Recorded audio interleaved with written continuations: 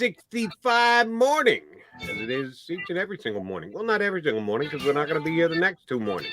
I shouldn't overstate the case, but glad to be here with you guys on a Wednesday get together. John McMullen Jody McDonald here, hang with you. Good to see you, JM. You find out anything down at the NovaCare complex yesterday from any of the Eagle coordinators? Any breaking news? No breaking news, but I asked JG your question. I texted you. He was not happy with me. So there we go. We can break that narrative. So well, but I did see his answer, and it was perfectly fine. If you tell me you think he was unhappy with you, that's I apologize if I no, I'm joking. I don't care. I funny. I think everyone thinks we're best friends, but no, that's typical. I remember Jim Schwartz got the same type of question, and he was even more gruff about it. It's understandable. You know it's coming, but yesterday was the perfect day to do it because yesterday was the first day of the new window and the rule change where guys could be interviewed. And Jacksonville put in a ton of interview requests, none for the Eagles coordinators that we know of at this point, but you know, both Dallas coordinators, both Tampa Bay coordinators got requests from the Jacksonville Jaguars. They're going to obviously interview Doug Peterson as well. They don't need permission to do that. But, yeah, that was the day to ask. It was the perfect day to ask. And it was interesting. I think for once, I think Shane Steichen gave the better answer. And he was more of, sure, you know, great if it happens. But, you know, which is obvious for everybody. I mean, everybody's got. This is just the way this business works, and that you got to do two things at once. If you get an opportunity to interview, you got to interview if your team allows it, and that's the new rule tweak. They do have to, they do have to grant permission, but it's kind of weird to me, and I've been trying to track that down because typically you can't prevent. You can prevent assistant coaches from going to lateral positions, which basically means if they're under contract, you got to put that on there as well. And obviously JG is for any position but head coach. You can't block somebody from becoming head coach. So it's interesting. I haven't gotten a straight answer on that. Why do you need permission for a head coaching interview? I'm not sure that's correct. But I'm not 100% on that part of it. Well, I think it's kind of a formality more than anything else. You can't just talk behind another team's back. You have to inform them that you're going to talk to their assistant, whatever offense, defense, coordinator position for your head coaching position. They can't shut it down, but you don't want to just be sneaky about it and so we're going to do this clandestine. No, you should be upfront and you should tell the team, listen, we're calling your guy and we're going to talk to him. We may offer him our head coaching position, but I don't think the team has any capability of turning him down. I think you did a good job of describing it. I was just wondering whether we would get something along the lines of, well, my day will come from JG, that he basically went to the analogy of stay where your feet are, that stay in the moment. We've got a job to do. The only thing that matters right now is the Washington football team for the next 5 days. That was his answer. I thought we might learn something if he said, not now, but my goal eventually is to become a head coach. No, he just wanted to shut it down ASAP. Maybe because it came from McMullen and he can't stand you, and that's why he said what he did. But I don't believe that. You know, maybe if you think about it, stay where your feet are, which is what he said. It also, your feet are in an interview when you're when you're having an interview. So yeah, but you got to use your feet to get out of the building to go get that interview. Yeah. So your feet are where your feet are where your feet are in the moment. So it works both ways. Obviously, he's not going to turn down an interview request if people think that. It's not going to happen. And, you know, I thought Shane's sort of quipped. They both gave me, you know, this coaching staff is big on T-shirt slogans. I've made that joke before. His was, it isn't about what you want. It's about what you're willing to do to get it, which is a little bit too big for a bumper sticker or a T-shirt. But I thought it was a little bit better. You know, he kind of admitted, well, of course, I'd love to be a head coach, but it's not, it's not about what you want. What are you willing to do to get that job? So, obviously, if you make the playoffs, if you make a run in the playoffs, success breeds opportunities. I mean, why are the Jacksonville Jaguars asking for permission to interview both Tampa Bay coordinators? I think it's pretty obvious. Reigning Super Bowl champions.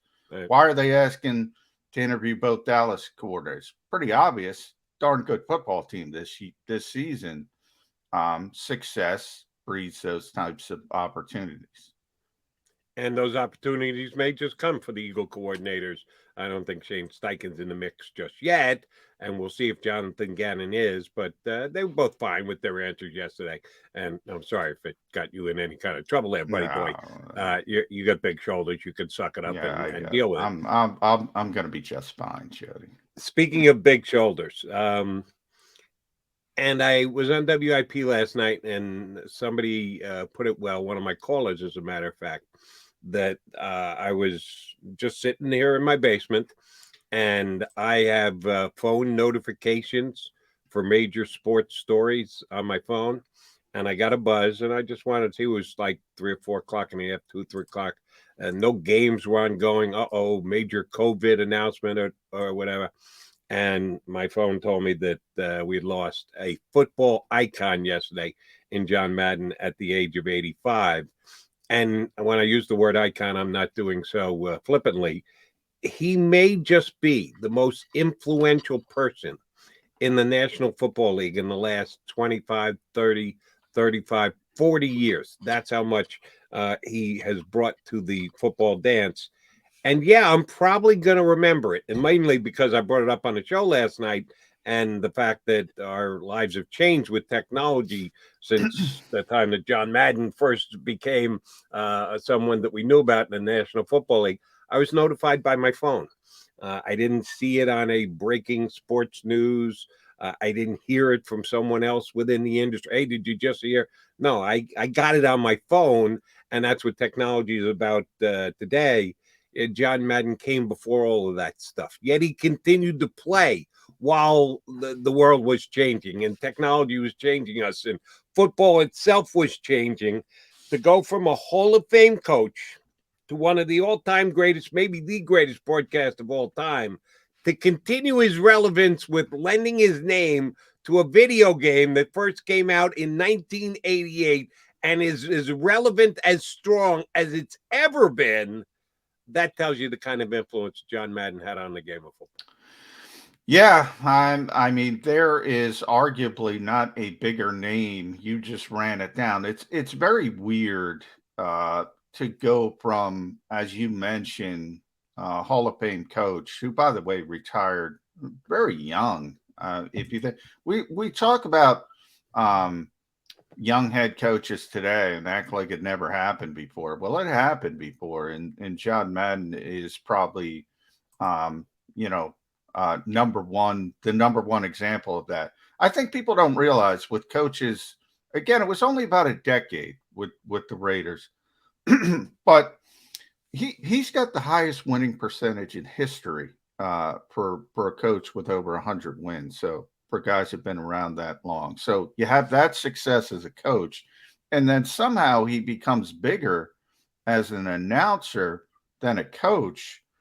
And certainly to a younger generation, he becomes bigger than that because of the video game. And now it's just Madden. His name is just, all you say is Madden. It's sort of like Madonna. It's sort of like Prince. When a celebrity becomes so big, they're known by one name.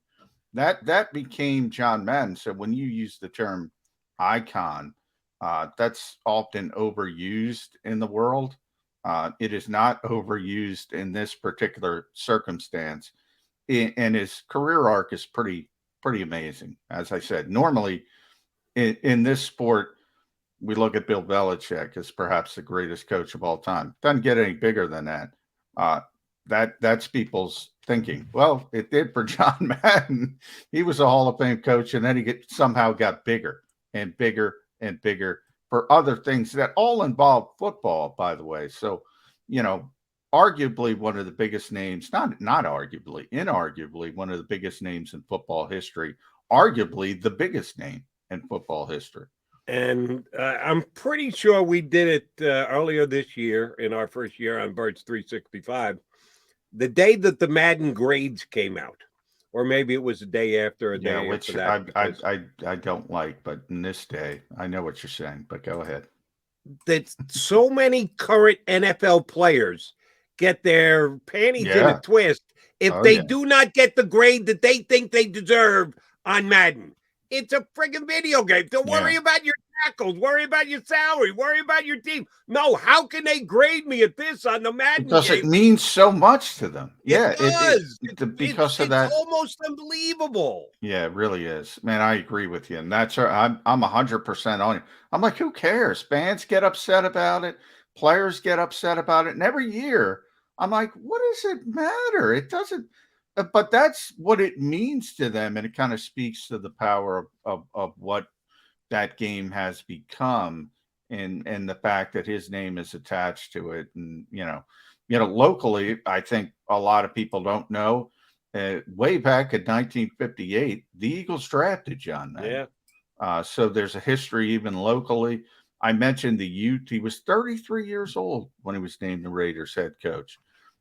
So people who think, Sean McVay broke the mold, the mold was broken a long time ago. It's just that, a lot of people couldn't do it to the level that he did it. So people didn't go into that pool very, very, very often. So if you think about it, and as I said, he only stayed about a decade as the head coach, burnout, whatever you want to call it, Dick Vermeil type essence. So, he's in his early 40s, mid 40s when he walks away. And it could have been that sort of Dick Vermeil, let me press pause even for that length of time and go back into coaching. Anybody would have hired John Madden. But he got, as I said, he got bigger as a color commentator. Everybody knows Pat Summerall and John Madden.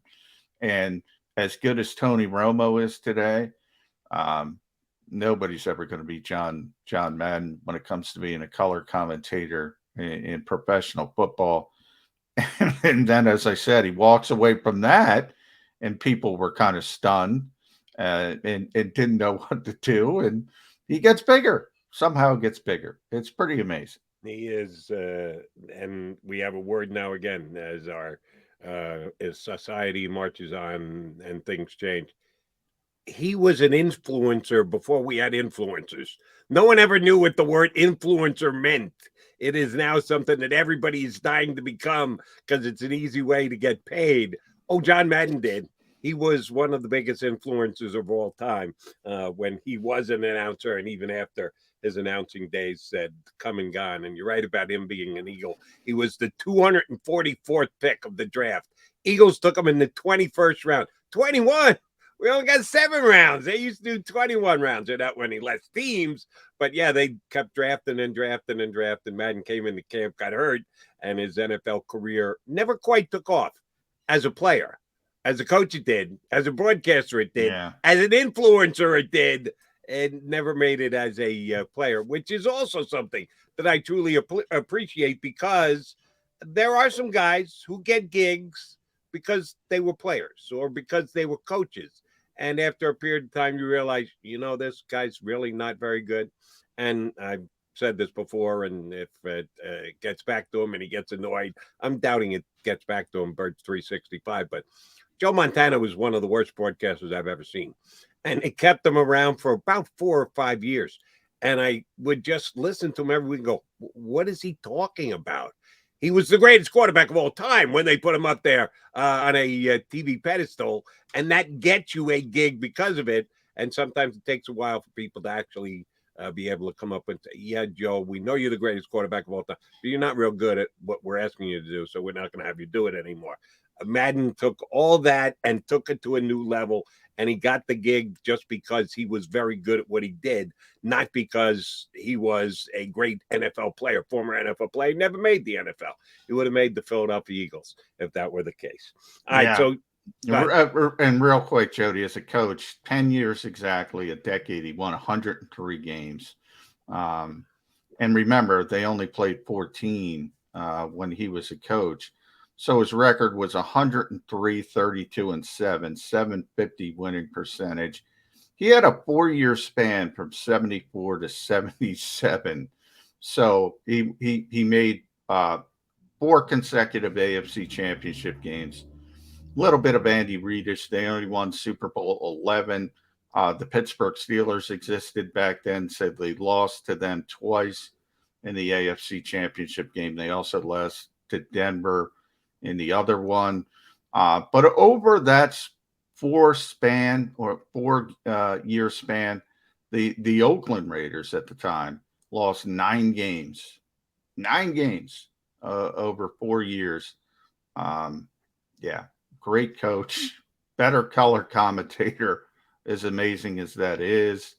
And obviously the video game is more of a cultural thing than anything else, but a pretty amazing career.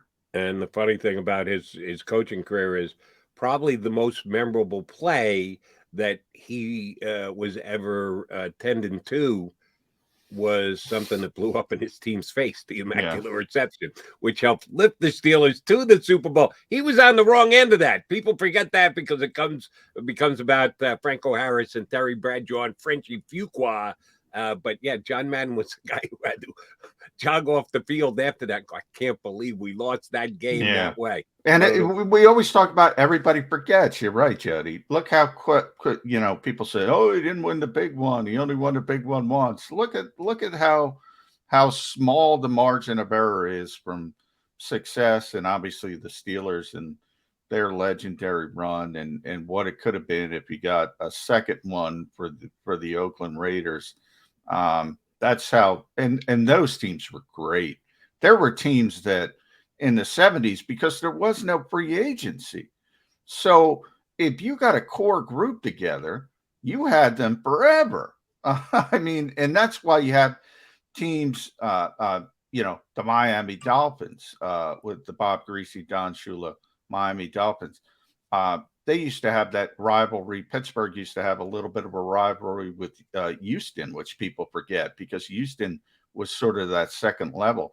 Then you look at the NFC, and it was the Cowboys mainly, but also the Vikings and the Rams. The Vikings with Bud Grant, the Rams with Chuck Knox.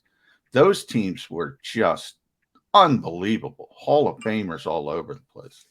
And, oh, by the way, the Raiders were – that's when I think they became a national team, because not only were they great, not only did they have a colorful coach like John Madden, they had colorful players. They took guys off the scrap heap and made them Raiders. Guy Otis Sistrunk, who had not been a major college star. It was a way that they built that team for a long period of time that I think lent itself to Raider Nation.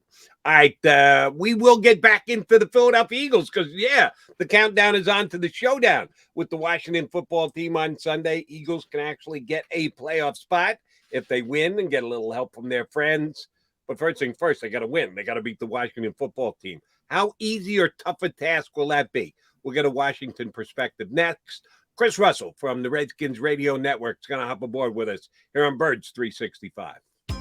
This is Joe Krause of Krause's Coats, inviting you to donate a slightly worn coat or jacket and help veterans stay warm this winter. Go to Krause's Coats on Facebook to help those who've served. Have a happy holiday.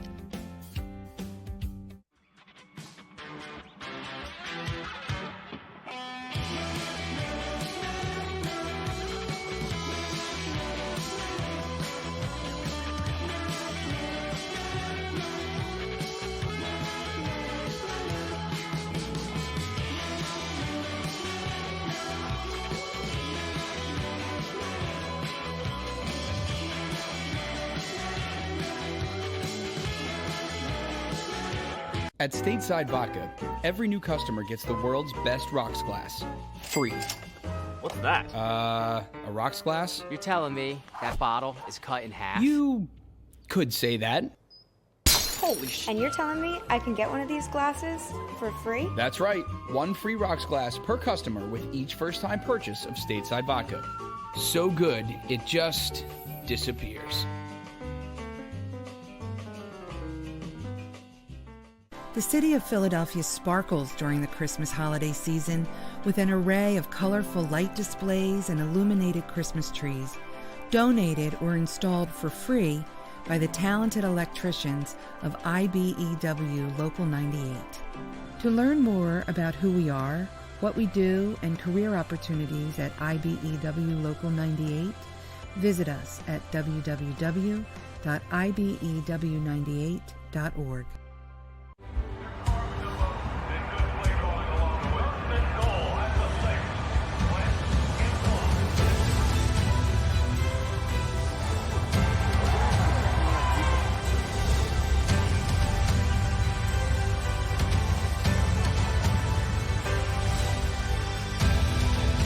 Field of life, First Trust Bank is there for you.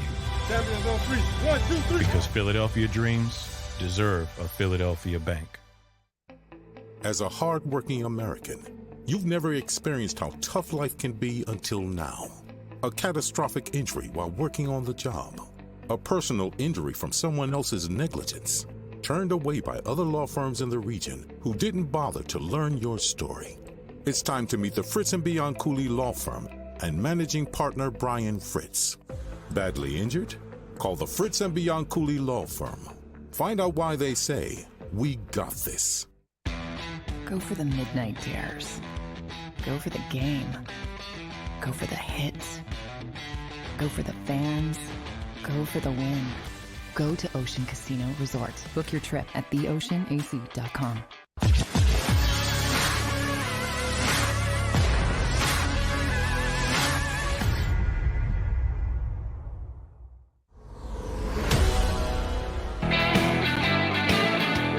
Mac guys, here with you on Birch 365. It was just 2 weeks ago, not even 2 weeks ago, because the game got pushed back to a Tuesday. But prior to the meeting between the Washington football team and the Eagles, these two teams were dead even.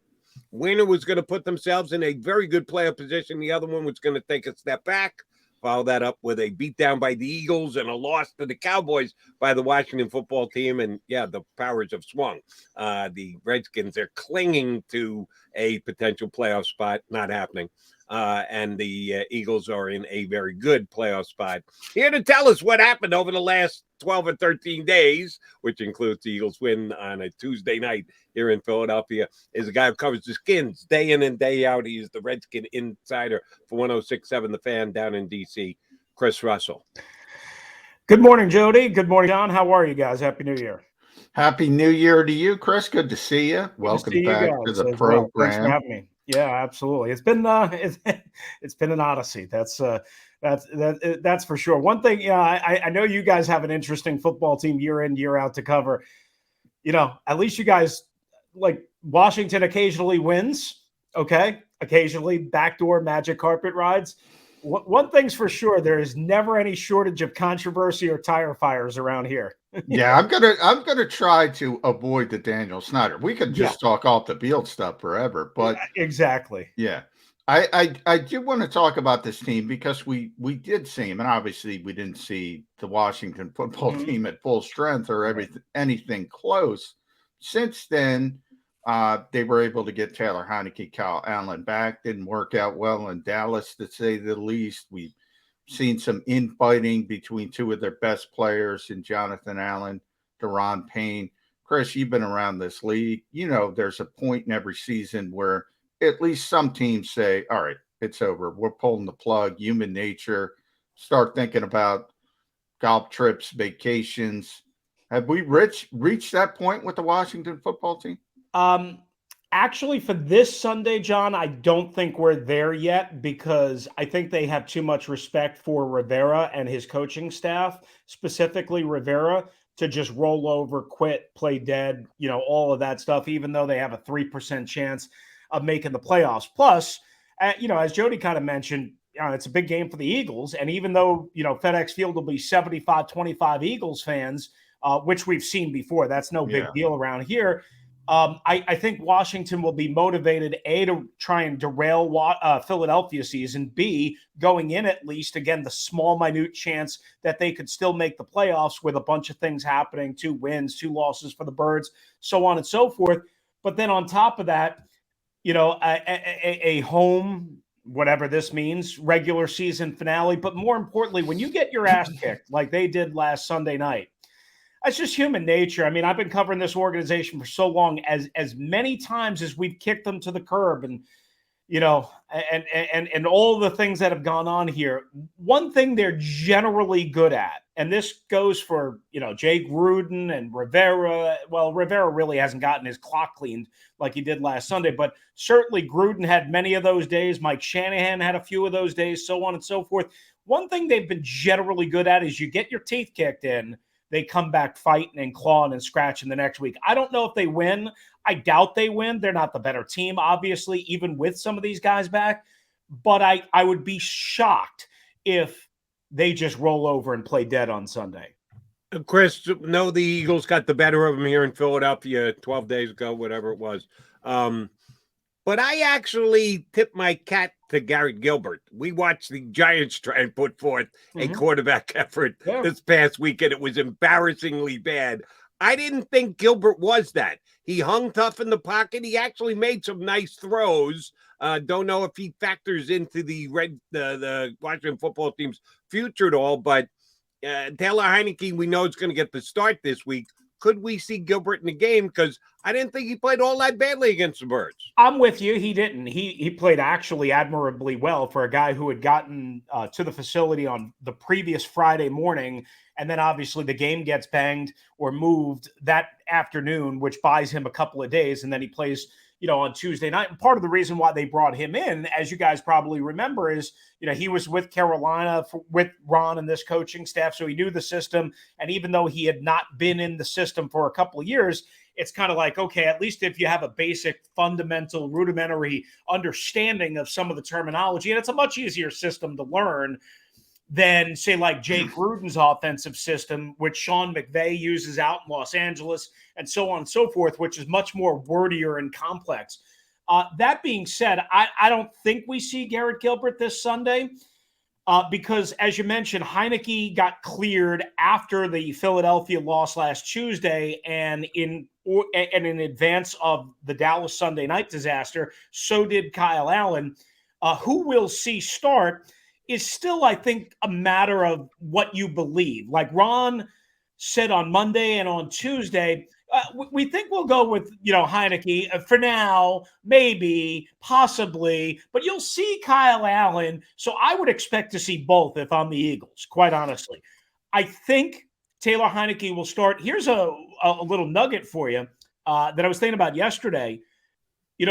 Heineke's been with this team, meaning Washington, for about just over a year now, but the way the schedule has worked out and because of COVID, he hasn't played the Eagles. Remember last year, week 17, I think, guys, the last time we talked, in the division clincher, Alex Smith played that game, and Alex was hobbling around on one leg. And then last Tuesday, obviously he's out because of COVID, and that was the first regular season meeting. So for whatever this means, the Birds haven't seen Taylor Heineke on the field in front of them in real live living color. I don't know if that means anything, but they haven't seen him.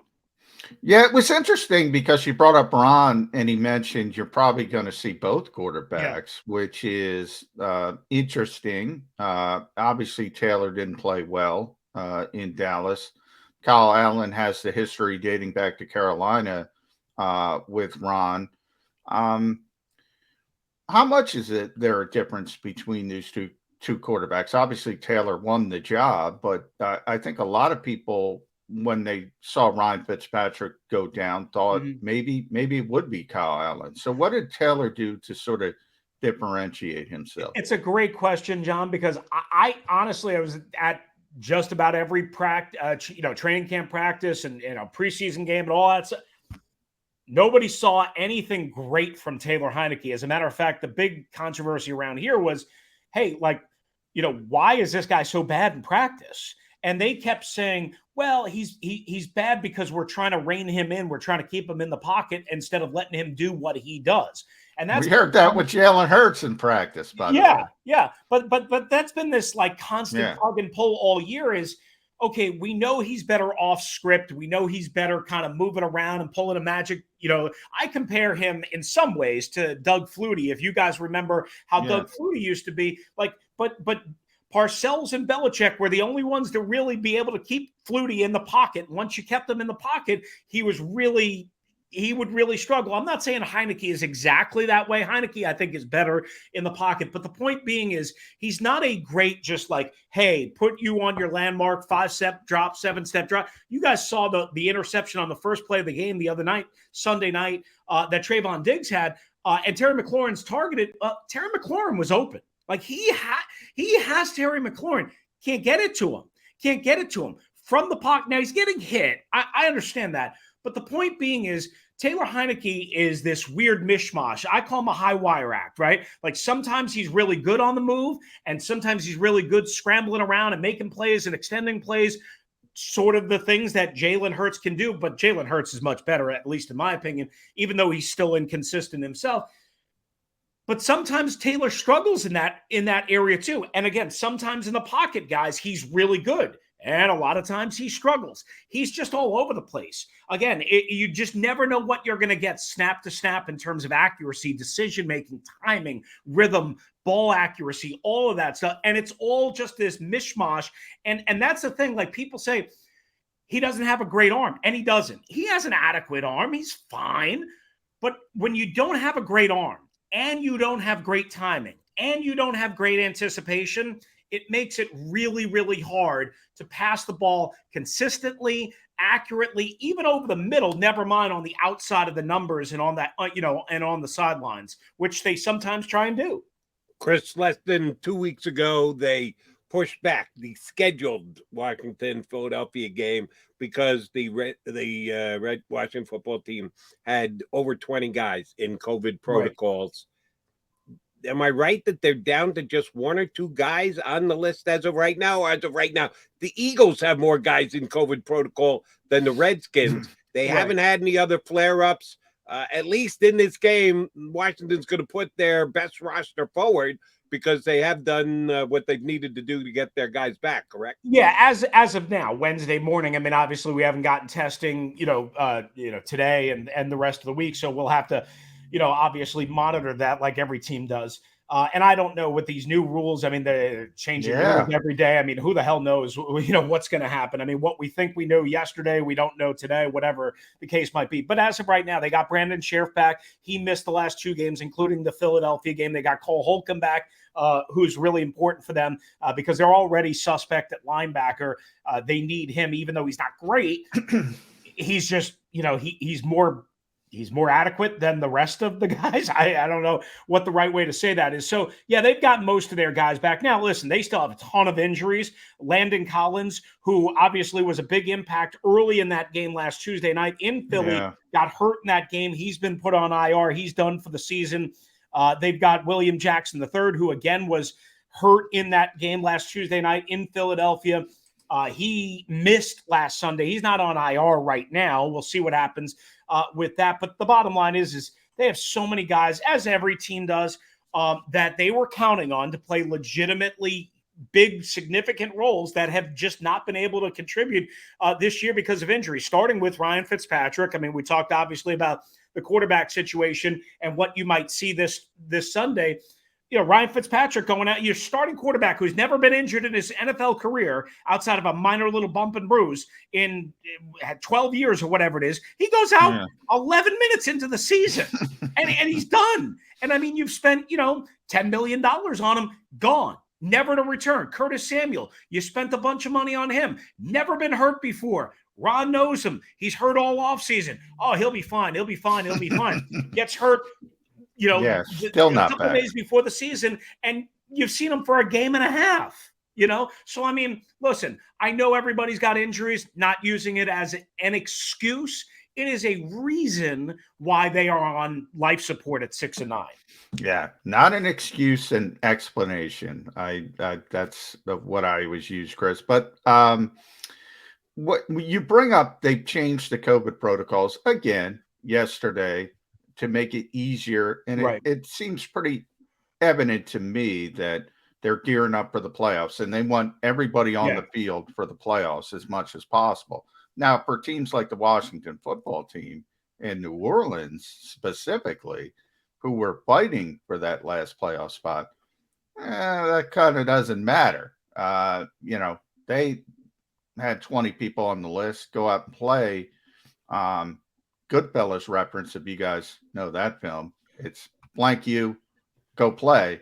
Other teams, best movie of all time. Yes, how can I not know that reference? Of course. Other teams, they're going to be able to get even unvaccinated players back this week. Right. Carson Wentz, I'm looking at you in Indianapolis. Obviously, you haven't talked about this just happened, but how has Ron Rivera handled this? And is there a sense that in Washington we got screwed a little bit?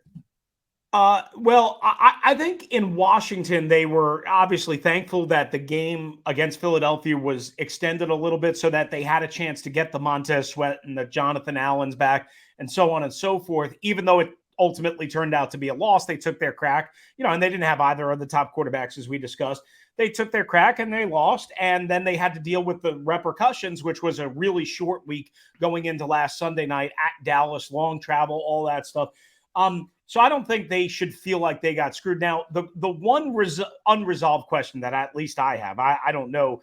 I don't know if anybody else is thinking about this, but I've wondered this. I've talked about this on my radio show, so on and so forth, is the outbreak on Washington started with Montez Sweat, an unvaccinated player, who famously or infamously last June said he wasn't going to get the vaccine until he got COVID.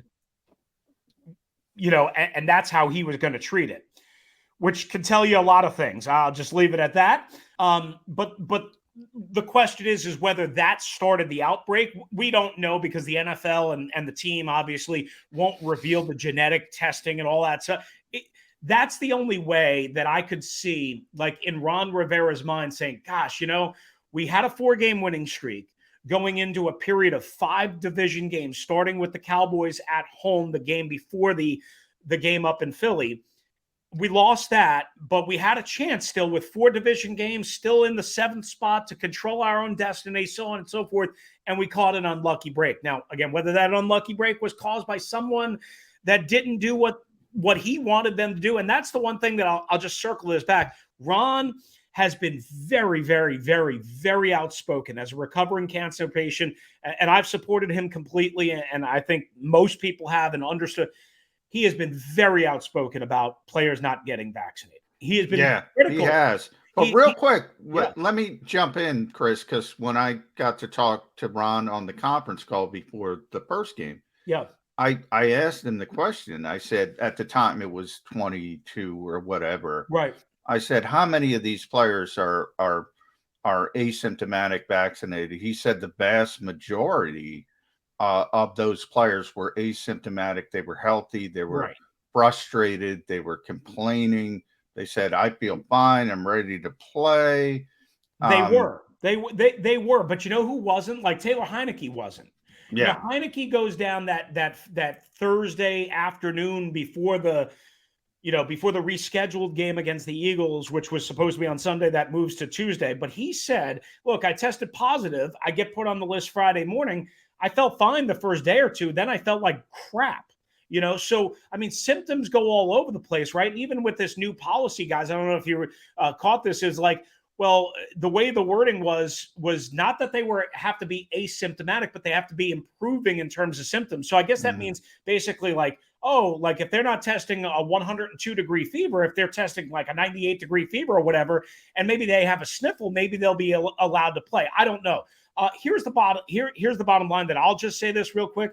Ron, and I think Bruce Arians has been like this, and Mike Zimmer has been like this. There are a couple of the old guard head coaches that have been very, very, very outspoken and belligerent about this stuff. And Ron was worried about the immaturity of his team coming into this year. And I truly believe, part of that was Montez Sweat, Chase Young, guys like that are young bucks, young stallions that weren't vaccinated. And I think he was truly worried about this scenario that has played out. all along. And so was I. I mean, I've been talking about this all offseason, and I'm not trying to take credit for it, but I felt this coming when you had that many unvaccinated players. And we know this, whatever your political stance is, we know this. Football players, football teams, they're in close quarters, they're around each other a lot, and it spreads like wildfire, especially when you get like a new variant. Again, I'm not trying to go anywhere where I'm not educated on. I'm just saying that I wonder if in Ron's mind, he'll never admit this publicly. I want to believe that Ron believes that this season was derailed and ruined finally because of COVID. Chris, let me jump back onto the field for a second. And yes, the Washington football team last several weeks, because of all the players that have missed, have not been exactly the same. But as per at least those that are capable of playing back on the roster, we'll find out exactly at what level that is this week. I want to look at the team on the season as a whole. Sometimes numbers tell a story, and sometimes they can be a bit deceiving. I just looked it up. Redskins against the run are a top 10 defense this year, yards allowed per game. Right. Redskins against the pass are in the bottom 3, 30th out of 32. Mm-hmm. The Eagles like to run the football. They're planning on running the football this week, even though they don't have Miles Sanders. But that seems to be the stronger aspect of the Redskin defense, whereas they can be passed against. They're the third worst team in the league against the pass.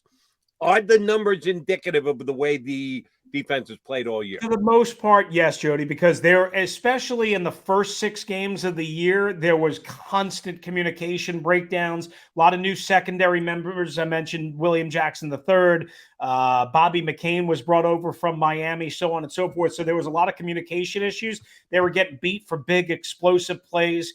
And that was a problem also early last year as well. If you guys remember against the Birds in week 1, the Carson Wentz sack fest, Jalen Reagor hits a big one over Ronald Darby, the former Eagle corner.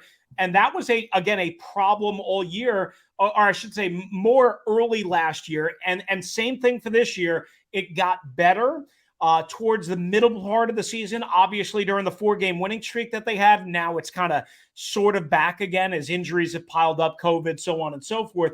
I definitely think you can pass the football. There's no doubt about it. And again, against the Birds last Tuesday night, here was my thing.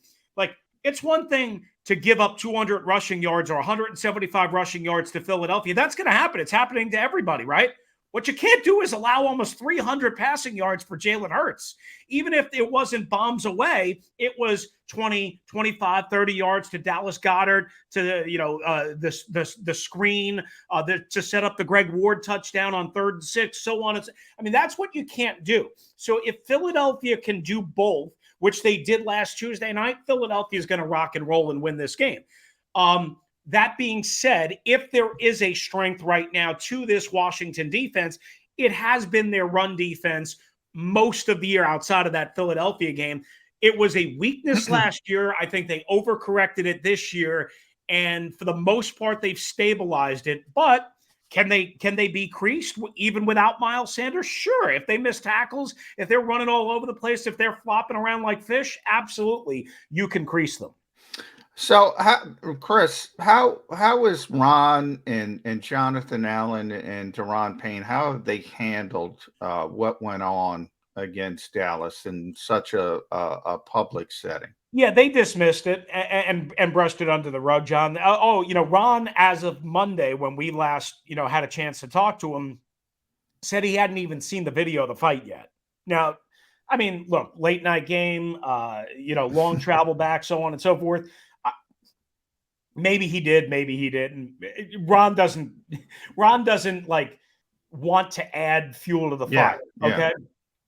He said he talked to those guys afterwards when he was informed. A lot of people around here were enraged that Ron didn't go. My co-host on my radio show was enraged that Ron didn't go right over there and start yelling and pointing a finger and screaming at these guys. And I tried to explain, you guys know this, on an NFL sideline in a game, the head coach, I mean, like he's not worried about what's going on 20 feet behind him. And you don't always hear that either, especially in a stadium like AT&T Stadium where you got, 85, 90,000 people there. So I truly and legitimately believe Ron didn't know until like halftime of that game what was going on. Now, the hard part that everybody's trying to figure out is these two dudes, first-round picks, back-to-back years in 2017, 2018, both from Alabama, both teammates at Alabama, both teammates the last couple of years here in Washington, how that can happen. Well, it can happen when you're getting your ass kicked. That's number one, which they were. Number two, Jonathan Allen was really, really vocal after the Philadelphia game about their run defense and how sloppy they were and how bad they were. And I always have believed this. Daron Payne is talented, and Daron Payne might have more talent per square inch in his body than Jonathan Allen. Daron Payne is half the player that Jonathan Allen is in terms of the consistency, the motor, the hustle, the relentless effort, the dominance at times. And I think that pisses Jonathan Allen off. And I think Jonathan Allen was frustrated, angry, trying to motivate his tag team partner, if you will, in the middle. We should be better than this. This is beep, beep, beep, beep, beep. And I think Daron Payne got up, heard it, and thought he was calling him out. Maybe he was specifically. They won't talk about that. And again, pointed the finger right. And here's what I know. Did Jonathan Allen handle it right? No, of course not. You don't want to take a swing at your teammate. But, like, guys, if we were in the same room together and I got up and I put a hand in your face, what would you do to me? Jody's going to come on in. I'd slap your hand down. I don't know if I'd pull it from back here and get ready to cock you in the face. He did swat his hand away. But then he threw the punch, right? And maybe thankfully for Daron Payne, or maybe thankfully for Jonathan Allen, he missed. But he did swat his hand away first. And, here's what I'll say. Again, they're going to sweep it all under the rug. I felt this way for a while. With all of these pieces on the defensive line and the underachievement of this year, and I felt this way going into this year, Jonathan Allen just signed a long-term contract. He's staying. I felt for a while, including before this year, that Daron Payne would possibly be dangled in a trade for a franchise quarterback, along with maybe a first or a second, one or two first-round picks or what have you. And I know you guys know nothing about first-round picks. I mean, you only have 4,000 of them coming up. But I think he'll be used, and I certainly have not changed my perspective since Sunday night. I think he'll be dangled in a trade this offseason. Whether somebody bites or not, I don't know, but I think he'll be dangled because somebody will want that talent, even though the consistency, the motor is not always there. All right, Chris, last one from me. How important is the first quarter of this week's game? Because I think it will basically decide the game one way or the other.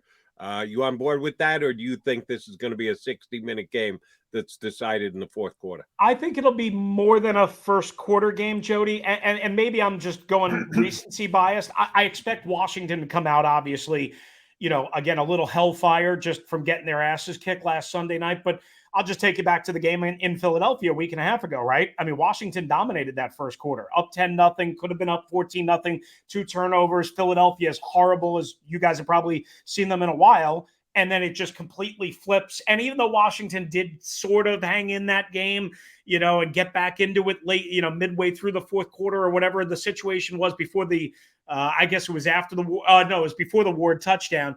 That kind of iced it, that game radically changed late first, early second, and then flipped in favor of Philadelphia. Yeah. So maybe the script is somewhat similar to that, but I do believe ultimately Philadelphia wins this game, but ultimately I think they're going to have to fight, claw, and scratch for every little morsel, maybe win a 20-17, 23-20 type of game. I don't think this is a blowout one way or the other. I don't think it's a one-quarter game. I don't think Philadelphia – I would be surprised if Philadelphia comes out and, boom, slams on the gas pedal and is up, 17-0 after the end of one quarter. I'd be surprised if Washington comes out flat. All right, Chris, last one from me. Give me the vision board of Washington. How do they win this game? If they win this game, how can they do it? Well, John, don't turn the ball over. That's number one, because you're not good enough to turn the ball over maybe once, but certainly not more than once. And I would strongly suggest, hey, you might not want to turn the ball over even once, okay? And I know that's tough against Darius Slay and so on and so forth. And the pass rush that Philadelphia will be able to ultimately get to Washington on, and Heineke or Kyle Allen, what have you. You can't turn the ball over. Antonio Gibson's turned the ball over way too much this year. Even though he's a really good running back, he's turned the ball over way too much. So that's number one. Number two is they've got to get back to the identity that they used during the 4-game winning streak. And what that is, and that's how they started off the Philadelphia game, running the ball. Remember, after that weird fluky turnover, they ran the ball 4 out of 5 plays, boom, short field, touchdown, Antonio Gibson. That's what they did during their 4-game winning streak. It wasn't pretty. It wasn't always great. They didn't always score enough points, granted, but they controlled the clock 35-plus minutes a game, kept their defense fresh, kept them off the field. 3rd and shorts, all of that made things easier for Heineke. That's their only chance to win this game if they repeat that script, and they got away with it in both Dallas games, and they did it early against Philadelphia, and I think they tried to do it more against Philadelphia, but Philadelphia adjusted, made a couple of 3-and-out stops, and then the game got out of whack. So, again, I think you've got the only chance Washington has of really kind of controlling this game and limiting Philadelphia's attack is by controlling the line of scrimmage and wearing them down. If there's a strength of this Washington offense, it's the offensive line. Chris, great stuff. Johnny Mack will see you Sunday down at the game. I won't. And I would just make one suggestion. If you don't want to take any verbal abuse from the crowd that will be dominating the stadium, that would be the Eagles. Don't wear any burgundy. That might get you a couple of catcalls. I try not to. You know, I mean, when you look like me, you try and like hide as much as you possibly can. And Johnny, I know this. Like I haven't been to Lincoln Financial Field in a while. I didn't get to go last Tuesday because of the game change or whatever. But the press box spread, from what I remember in Lincoln Financial Field for Eagle games, is awesome times 10. Well, it's better than Washington. Yeah. It's Dallas. It's no Dallas, Chris. I don't know if it's changed over the years, but it used to be my favorite place to go because I'm a fat guy and I like to eat, okay? I'm with you. Coming to Washington, it's gotten better, but I would probably bring a Wawa sub or something like that. I know. I got to be ready for Washington, but Dallas, I mean, that's like, you say what you want about Jerry Jones, but that guy's top shelf all the way. Any press box with imported beer on tap. They have in Dallas is my kind of press box. Chris, get ready to drink domestic on Sunday after the Redskins get beat by the Eagles. Thanks much, buddy. Appreciate you hopping on board. That is Chris Russell from 106.7 The Fan down in D.C. Redskins insider hopping aboard with us. And I think I only called the Washington football team by their old name. You got a lot of swear. The swear jar is overflowing, Jody. You got a lot of Redskins in there. I did. Stop, though. I when we were talking about John Madden, I had to, it's Oakland, Los Angeles, Las Vegas. It's tough with the Raiders. I still throw out a San Diego every now and again. So do I. The Chargers. It's tough. I even throw out a St. Louis with the Rams or vice versa. When they were St. Louis, I'd throw out a Los Angeles. It's pain in the you-know-what.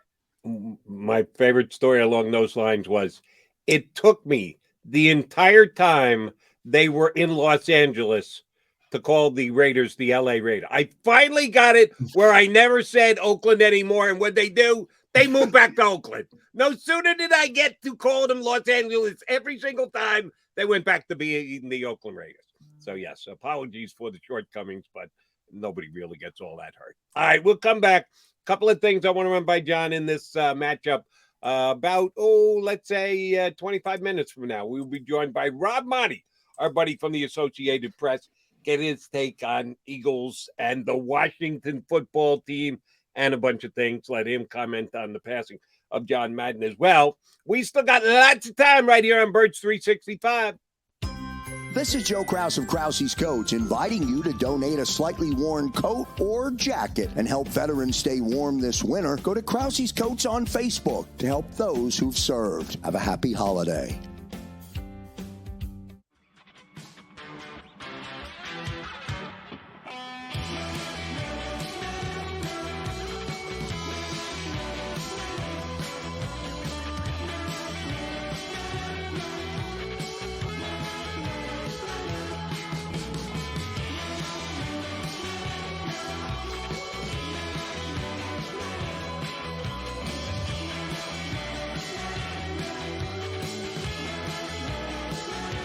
At Stateside Vodka, every new customer gets the world's best rocks glass. Free. What's that? A rocks glass? You're telling me that bottle is cut in half? You could say that.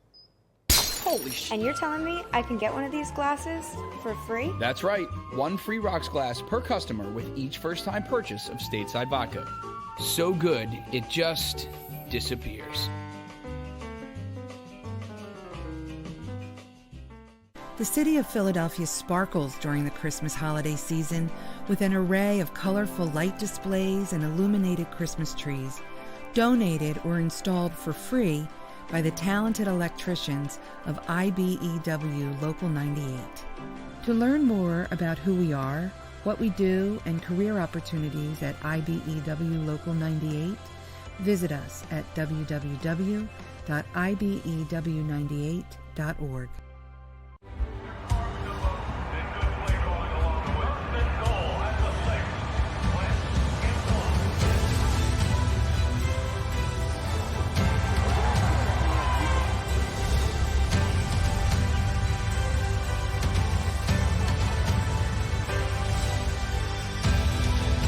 Field of life, First Trust Bank is there for you. Because Philadelphia dreams deserve a Philadelphia bank. As a hard-working American, you've never experienced how tough life can be until now. A catastrophic injury while working on the job. A personal injury from someone else's negligence. Turned away by other law firms in the region who didn't bother to learn your story. It's time to meet the Fritz & Beyond Cooley Law Firm and managing partner Brian Fritz. Badly injured? Call the Fritz & Beyond Cooley Law Firm. Find out why they say, "We got this." Go for the midnight dares. Go for the game. Go for the hits. Go for the fans. Go for the win. Go to Ocean Casino Resort. Book your trip at theoceanac.com.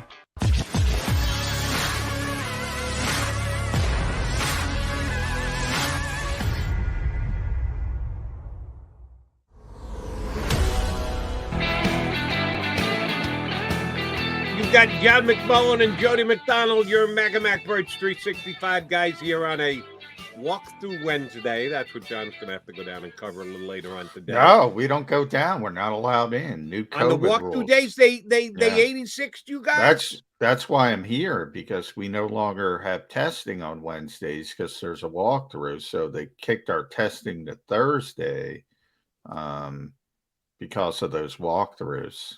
So until they actually practice again on Wednesday, and I don't think they're going to. The new COVID restrictions, further limitations. It is what it is. So we're back to Zoom. Gotcha. He'll be zooming his life away a little bit later. John, I do want to bring this up again. Something that I brought up before here on Bird 365, and you may even be able to describe it as a pet peeve of yours truly. The game is supposed to kick off at 1:05. They don't ever get it started. I'm always here, and I got my eye on the clock, and I go from the pregame show to whatever, and the game gets kicked just after minutes after 1 o'clock. But something happens prior to that. Bunch of guys come out to the middle of the field, and the referee comes out with a coin in his hand, and they flip it, and they determine who's going to get the ball first. And I'll even text you from time to time if I remember. If it's not broadcast, and most times on television they don't show the coin toss, so I need to reaffirm from you: did the Eagles win the toss and defer? Which my belief is that they do so by rote. That if they win, the analytics say that, if you can get that possession right at the end of the first half and then get the first possession in the second half, back-to-back possessions, that put you in an advantageous position. I think that it's woefully overstated, and I think that some thought should go into it every single week. That if you want to make a statement because of the way that you either feel about your team or you feel about the opposition, that you might want to actually say, no, give me the ball first. I want to establish my offense. I want to stick it in their eye by going right down the field and getting a touchdown. And in this game, because I think Washington is teetering, they're not mathematically eliminated from playoff contention yet. I think they'd have to have 12 games go exactly the way they need them to go over the last 2 weeks of the season for them to sneak in and grab the final wild card spot. Highly unlikely. I think if you come out and you punch them in the mouth, I think they'll go down like a sack of potatoes.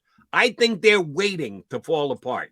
Our buddy Chris Russell just said, no. After they got punched in the teeth, they're getting back up with a vengeance this week. Maybe. I doubt it.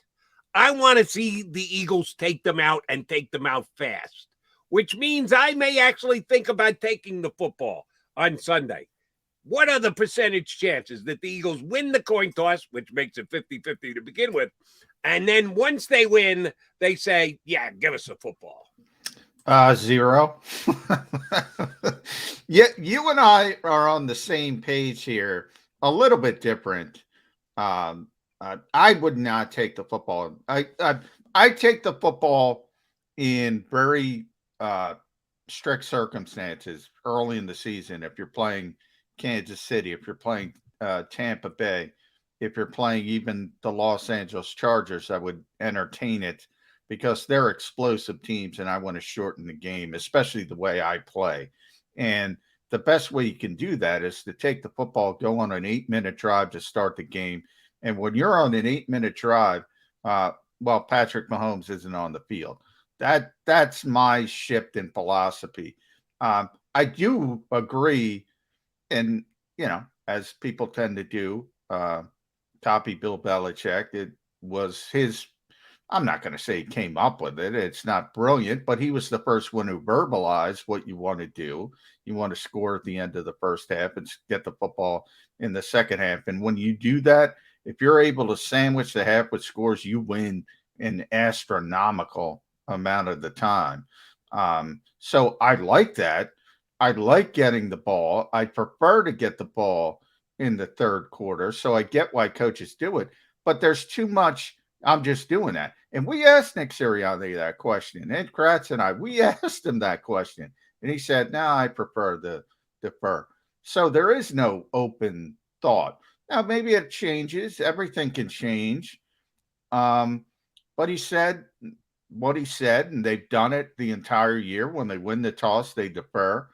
I don't agree with it. I think there's open. This is not, because Washington is not explosive enough offensively, so I wouldn't take the ball, because I have confidence in my defense, and we gave you all those numbers yesterday against bad teams with bad quarterbacks.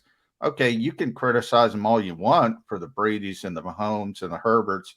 Well, they ain't playing Brady and Mahomes and Herbert. So I don't have a problem with it this week. I get what you're saying, because I have that same philosophy. I think Washington is ready to give up. So I hear what you're saying, but they're so bad offensively, so limited offensively. I want the ball in the third quarter. I want that potential to sandwich the half with scores. All right, you and I are going to disagree, and I know me and the head coach of the Eagles are going to disagree, because he's going to defer if they win the coin toss. I'm almost rooting for Washington to win the coin toss so they can make the decision, rather than us having to debate about the way the Eagles do it. But let me follow up on something I asked Chris Russell, put it to you.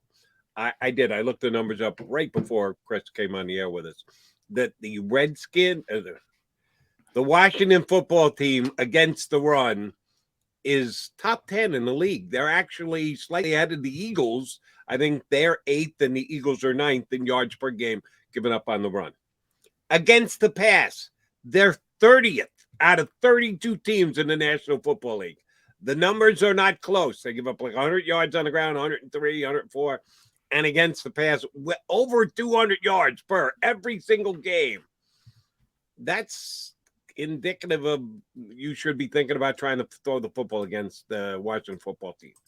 Last week, when the Eagles tried to mix it up a little bit in the first half, I'll certainly acknowledge that they seemed like they wanted to establish the pass to then set up the run and be able to just run it down the Giants' throats and easily control the game in the second half. they didn't get off to a good offensive start. And I took criticism, heard it on Twitter and on WIP yesterday, that what was Sirianni thinking? Why did he come out? Why didn't we just run it down their throats, run it down their throats, run it down their... Why did we have to sweat till halftime before we took over the game? What are they going to do? Run-pass ratio, first half this week against Skins. The Skins defense dictates maybe more pass happy, but the Eagles' success dictates maybe more run happy. How do you think the breakout works first half in Washington on Sunday? Well, I think the Eagles have faced a number of top-tier run-stopping teams during this sort of run. And the first time they met, which wasn't, as you mentioned, that, on Tuesday night, the Washington came into that game ranked 5th. And one of the reasons they went down is because the Eagles ran it 41 times for 238 yards. So they're going to try to run the football. Now, the little curveball, now you don't have Miles Sanders. So while we talk about Miles and some of the limitations he has as a player, we talked a little bit about the pass receiving. That was his career high game, 130 something yards, I believe. That's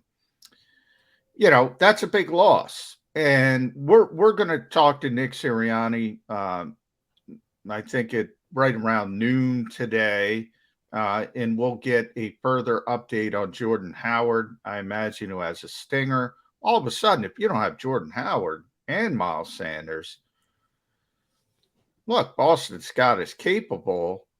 Kenny Gainwell is capable. You just brought back Kerryon Johnson yesterday to the practice squad.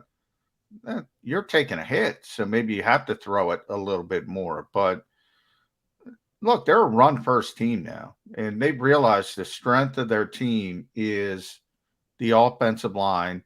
And when he's healthy, Jalen's a big part of that. Jalen Hurts is a big part of it as well. And we'll see how they feel about his ankle. Last week, they didn't feel great about his ankle, so they weren't allowing him to be part of that running game. That would be very helpful if he's back to being a big part of the running game. But they're going to try to run the football. That's their identity, so to speak, now.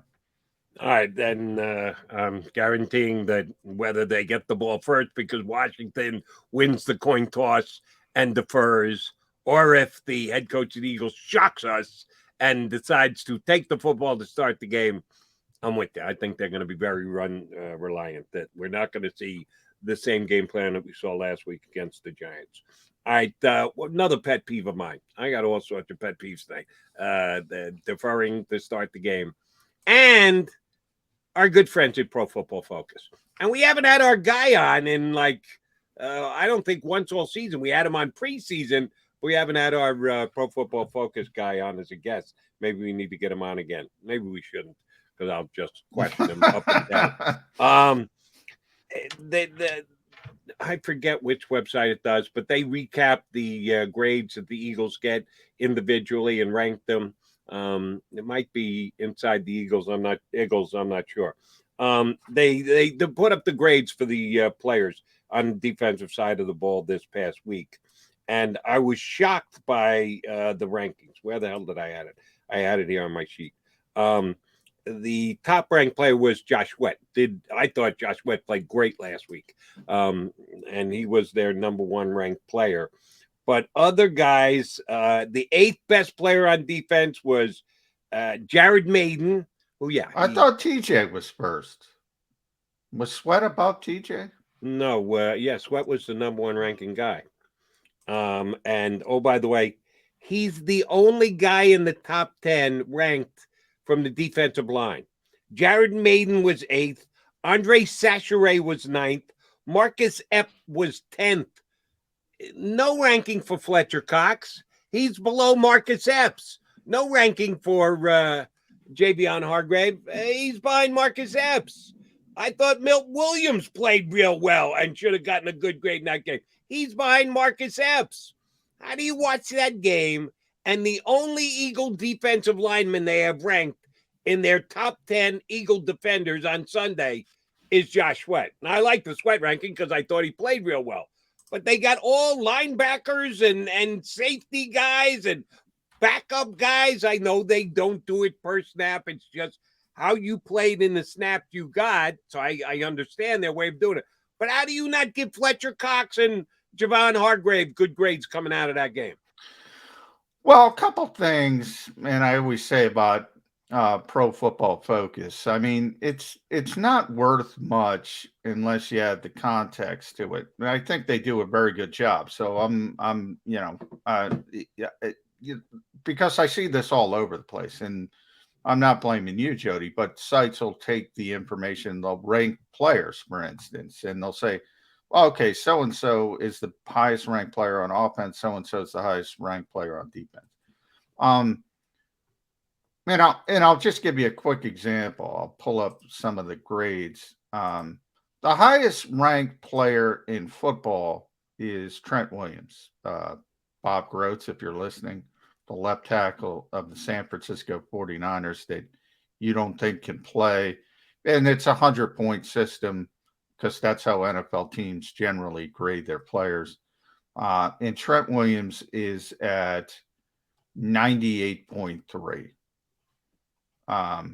So keep that in your mind. And I'm going to look at linebacker. Linebacker, the top player is Micah Parsons. And his grade is 84.8. In other words, because of the position, there's much more room for error. In other words, what you're grading is somebody accomplishing what they're supposed to accomplish on a particular play. It's a lot easier for an offensive lineman to accomplish what they're going to accomplish on a particular play than other positions. I just gave you linebacker, cornerback would be the same thing. They have a lot more margin of error. So by nature, their grades are going to be lower than. Now, you could be a terrible offensive lineman, still get a terrible grade. You still got to be a great player. But I hope I'm explaining it as well. So it's baked in that certain positions are going to have the ability, at least if you're a good player or you play a good game, to have a higher grade than other positions. So when you see just, aggregation sites are just putting up a blank number and they're not adding that context, that's where you have all this Pro Football Focus. All right, but then explain this context to me about the Eagles and their defense this past weekend.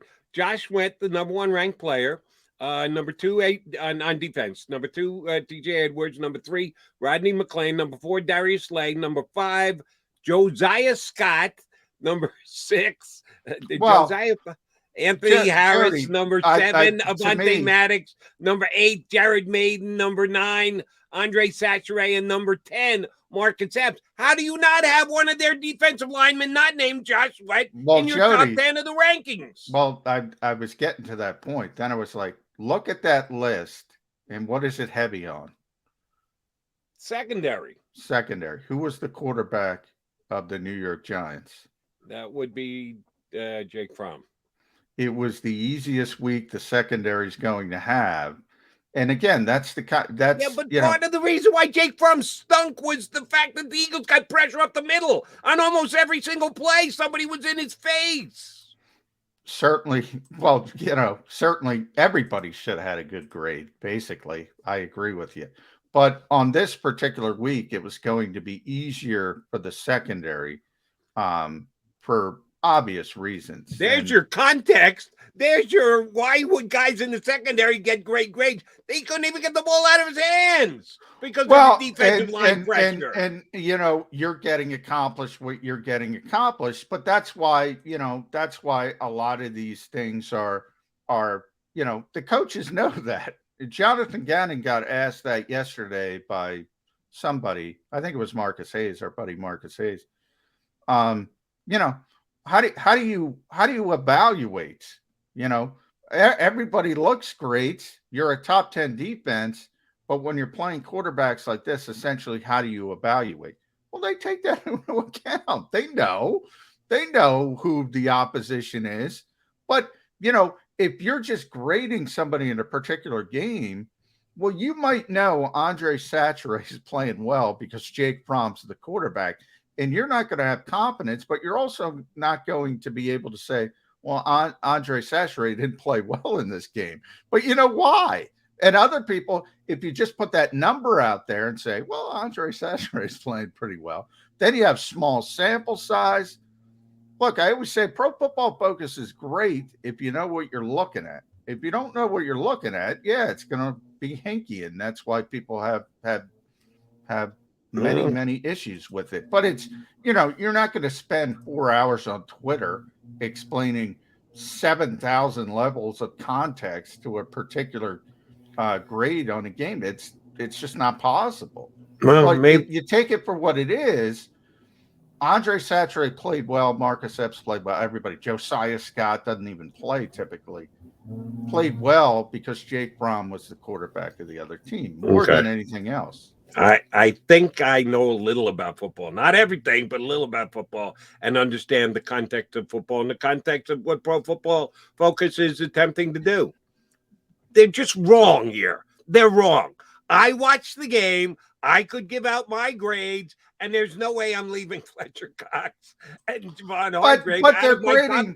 But Jody, players. You're grading on a different scale than they're grading. Well, then I'm telling you, their scale stinks. Well, they need to adjust their scale. If their scale lends itself to these results, their scale needs to be adjusted. Their scale mimics what coaches grade players on. Like, their scale isn't what Jody McDonald wants, or what John McMullen wants, or what somebody sitting at home watching Birds 365 wants. Their whole system, and they've actually hired ex-coaches, their whole system is based on how coaches grade film. That's what they're trying to do. And, to be honest, if you want to criticize Pro Football Focus, they're the worst part of their job, because they have a lot of NFL clients now. That's their biggest, that's who they're trying to please. But they also sell their product to the individual public. Anybody who wants to pay for it can pay for it. And they don't give those people the information of what they're looking at. If you want to criticize Pro Football Focus, that's where I would start. Because I do think people think about it like you're thinking about, okay, who's the best player? They're grading film of a particular game. And if you play a crappy opponent, it's going to be weighted the same as if you play a great opponent, even though we all know it's not. So in other words, it's 1/17 of a sample size.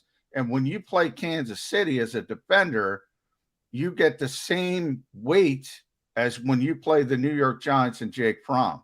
So it is what it is. There's plenty of flaws, but when you know that, it makes a little bit more sense. At least to me, it does. Yeah, I think the flaws were out and well in focus this week, if you do not give the Eagles defensive tackles credit for the effort that they put. Now, again, for a football fan, you can put it in the proper context. The Giants' offensive line stinks. So maybe they should be expected. No. They don't put that into their evaluation week in and week out. If they did, there's no way the Eagles' defensive secondary would be able to get the kind of grades they got, because everyone will go, oh, Jake Fromm can throw the ball a little bit. So why should we give any credit to the secondary of the Eagles? It just stands out. And this is the way I always look at Pro Football Focus.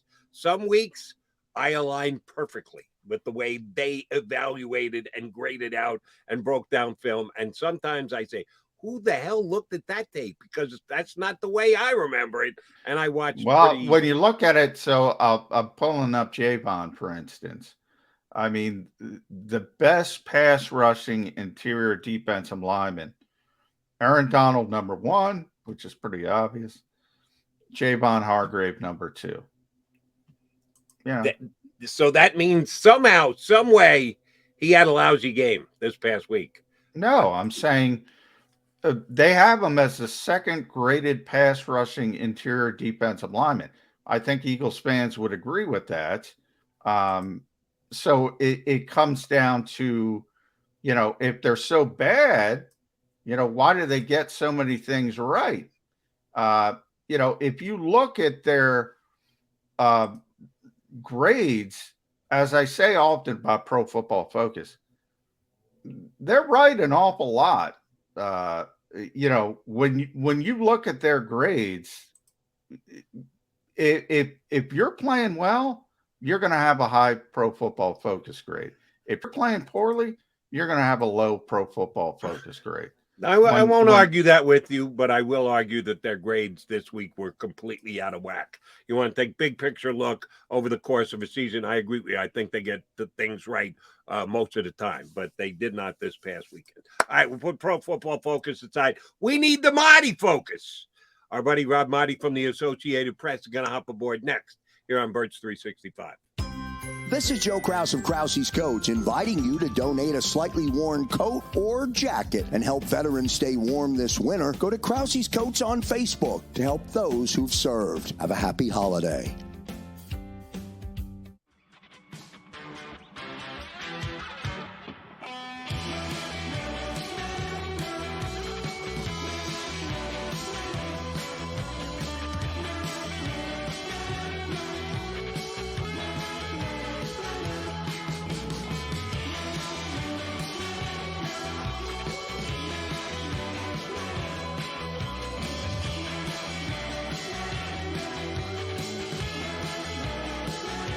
At Stateside Vodka, every new customer gets the world's best rocks glass.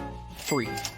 What's that? A rocks glass? You're telling me that bottle is cut in half? You could say that. Holy shit. And you're telling me I can get one of these glasses for free? That's right. One free rocks glass per customer with each first-time purchase of Stateside Vodka. So good, it just disappears. The city of Philadelphia sparkles during the Christmas holiday season with an array of colorful light displays and illuminated Christmas trees, donated or installed for free by the talented electricians of IBEW Local 98. To learn more about who we are, what we do, and career opportunities at IBEW Local 98, visit us at www.ibew98.org.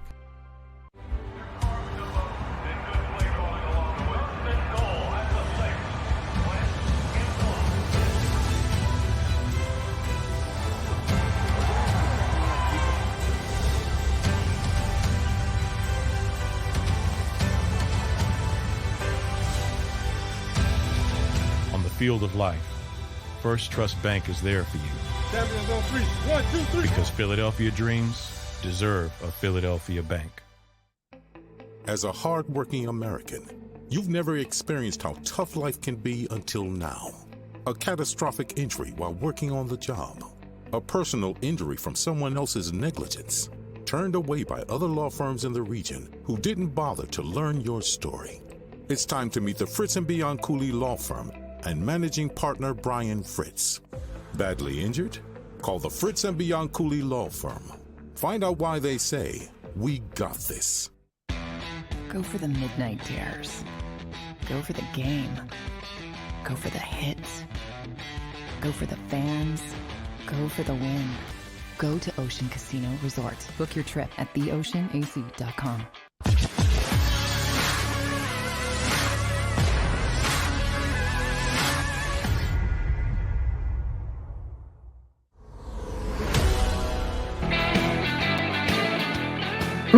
Mac guys here on Birds 365. We got one of our faves from down in South Florida. He's looking good. He's got the cutoff shirt on. He's ready to rock with us today. Rob Maaddi from the Associated Press here joined us on Birds 365. Rob, how big a Madden game player are you? Were you? Have you been a guy who's played the Madden game over the years? Not a single time in my life. I haven't played a video game since Tecmo Bowl. which I don't know how long. But John Madden for me was just simply I didn't know John Madden, the head coach. I knew John Madden, the broadcaster. And John Madden, the broadcaster, was absolutely the best that there ever was. And you knew it was an important game if John Madden was there, and he was fun, he was entertaining, he was informative. He was, usually when people pass away, you hear nice things about them. And I think in John's case, they're all true.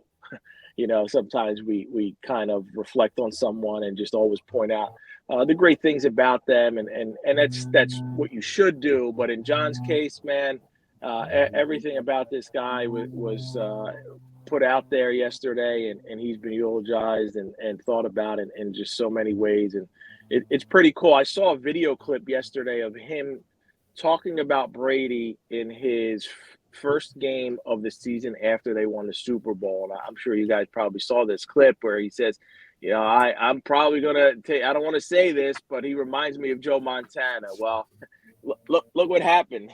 He surpassed Joe Montana. So he was also a little bit clairvoyant there. And he was right on in his observations.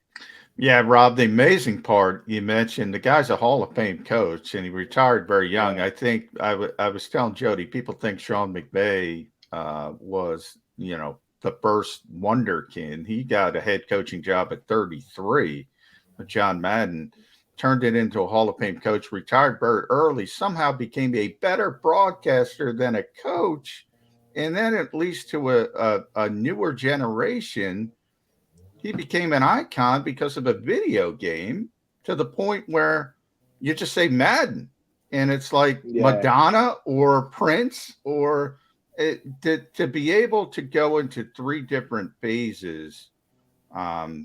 We use that term icon, which is overused in my estimation, not for John Madden. He might be the biggest name in football history. When you consider the encompass of everything he did and kept himself relevant till he was 85 years old when he passed away. Relevant every step of the way. Most recognizable name, John, right? Yeah. If you say, I thought it was pretty cool how I didn't realize this, and I read it yesterday, was that when they were putting together the Madden game, he did not want his name attached to it if it was a 6-on-6 or 7-on-7 game. He demanded that it's got to be an 11-on-11 Madden game, and that to me it just epitomized who John Madden was. Even if it was a video game, he wanted it to be as realistic as football as possible. And he made it that when he broadcast week in and week out before he ever got to putting together video games. And he was much watched TV every single week. When he became the Sunday night, Monday night guy, you knew you were getting him anyway. But prior to that, you found out what game he was doing, and you hoped it was your local game during that week. All right, speaking of local, let's get into the Birds. They going to make the playoffs on Sunday, or are we going to have to wait another week? There's a couple things that have to happen for the Eagles to make the playoffs, starting with a win over the Washington football team. You think all the dominoes fall this week and the Eagles are in the postseason before we ever get to the final week of the season, Robbie? Guys, I think when we look at all those equations, Minnesota losing to Green Bay is very likely. They should lose to Green Bay. San Francisco beating Houston should happen. But the toughest part of the equation for me is going to be the Eagles going to Washington and beating a team that I think Ron Rivera is going to have the Washington football team playing with pride, playing with heart, playing to avenge some of their recent losses. And I think it's going to be a tough road for the Eagles to get their end of what needs to happen to get that playoff spot secured. I think all the other pieces will fall into place, but I think it's going to be a struggle for the Eagles on Sunday against Washington. And if they can pull it off, then all those other dominoes should fall into place, which will make things so much less interesting in Week 18 if you're facing the Cowboys and it doesn't. You're already locked into the 7th seed. Now there's a way where the Eagles could be playing for the 6th seed, and I got to look at, San Fran would have to lose one of the next two, and the Eagles would have to win out, and then they could get the 6th seed. But it really doesn't matter if you're the 6th seed, you're the 7th seed, especially the way the top is so jumbled. I don't know who you want to face, whether it's Dallas, whether it's the Rams or Tampa Bay. Tampa Bay is so banged up. so beat up right now, and they just keep losing key player after key player. And it looks like they're going through a little bit of a COVID thing right now. That might be the team you want to face because you already played them earlier in the season. So you put your work in. Dallas, of course, you should know very well. And then the Rams, I would always enjoy seeing Sean McVay suffer a first-round exit because I still think he's one of the most overrated coaches we've seen. Yeah. If you're, and speaking of, I don't think he is overrated, and I think we have a large enough sample size, Rob, to look at this rookie head coaching class, and I think the Eagles have the best of the rookie head coaches. But if you're Nick Sirianni, it's not his fault by any stretch of the imagination. But how do you evaluate your team when the opposing quarterback is Garrett Gilbert on a week preparation? Jake Fromm, I've never seen a less prepared quarterback in my life until maybe Ian Book on the next day. And I still think Ian Book was better. How do you evaluate your team?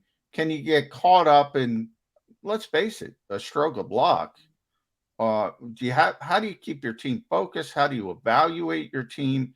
Is this real? Is it fool's gold?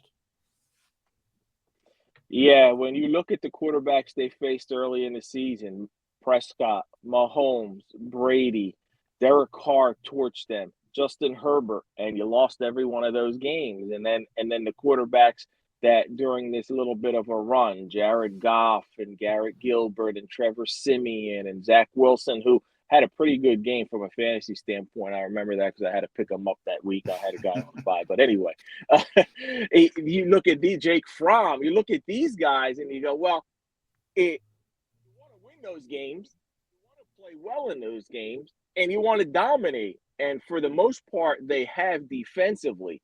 So it's better than the alternative. It's better than going out there and Jake Fromm and you have to win a 35-30 game because he lit you up. No, you held them and knocked them out of the game and benched them and had Mike Lennon come in. So I heard Jonathan Gannon say yesterday how as the season goes, it might have been your question, John. You framed it that way to Jonathan, how are you going to evaluate? And he said, as the season goes on, your guys are more familiar with the system. They're getting better. So I would have rather seen this team face the elite quarterbacks in the second half of the season, and then you get a more accurate read on the defense and how well they're playing. Because if you're doing better in the second half of the season, then it stands to reason maybe you should have fared better against the Bradys and the Mahomes and the Prescotts and everyone else. But as it is right now, we'll see in the playoffs because I don't think you're going to face no chump quarterbacks in the playoffs. So that'll be interesting to see how the Eagles do. But I think they're certainly playing better defensively. They certainly understand the system more. They certainly know what's expected out of them, and they've come together. And I think the whole team has done that. You kind of said in the beginning of the question about Nick Sirianni being the best of the rookie coaches, and I hadn't even thought about that. And that's very interesting because all I remember is when Nick Sirianni was hired, he was supposedly the worst of all of them. And Here we go. He may have ended up being the best. And I didn't think he was the worst at the time. And I don't think I got to look at it. That's pretty insightful. He was the biggest reach at the time. And guess what? The reach seems to have paid off for the Philadelphia Eagles. All right, Rob, no, this is a hypothetical question, but it could become an actual question as per Monday. If the Eagles get what they need done and everything else happens, that they lock in a spot for the playoffs going into Week 18, game number 17, how does Nick Sirianni handle that? You watched Andy Reid for those many years, and Eagles were always going into the playoffs. And several times over the course of Andy's tenure here in Philly, Eagles didn't need the game.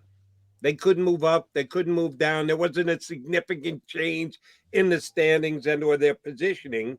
And Andy Reid was a very conservative guy. He'd pull his stars off the field. He'd make sure they were in civvies. As a matter, he wouldn't even let them dress to make sure that they didn't get out there and get hurt.